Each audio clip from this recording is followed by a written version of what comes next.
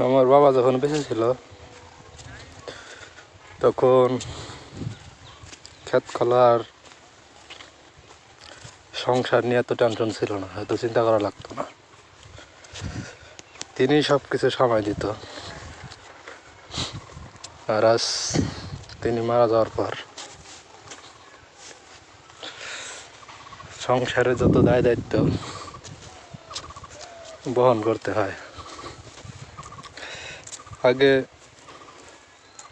কোনোদিন সকাল 5:30 6টার সময় উঠতাম না, কিন্তু বাবা মারা যাওয়ার পর সকাল সকাল উঠতে হয়,